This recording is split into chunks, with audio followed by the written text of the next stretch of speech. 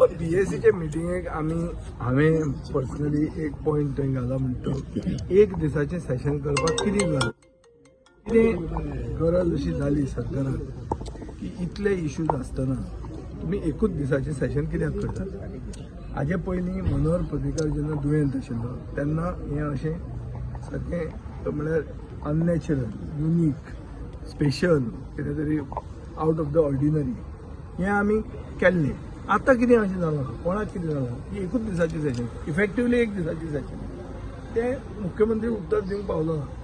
तो म्हणटा मार्चान करुया. मार्चान तें करचेंच पडटा कित्याक आयदर तो वोट ऑन अकाउंट घेतलो वो तें बजेट पास करता तेन्ना व्हडलें सेशन घेवचेंच पडटालें.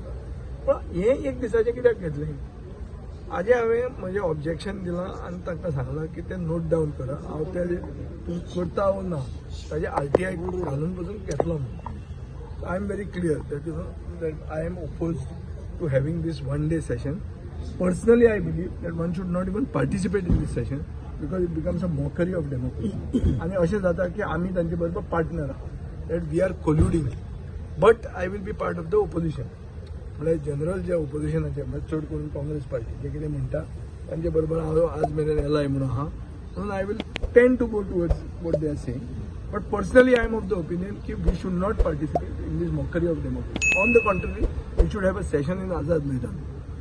Call you all, have the same questions which you have put, and जे question आज लोकांचे खरे question आहा ते आम्ही मॉक असेंब्ली करप त्याच दिसा आणि त्याच दिसांनी 10 दीस करप.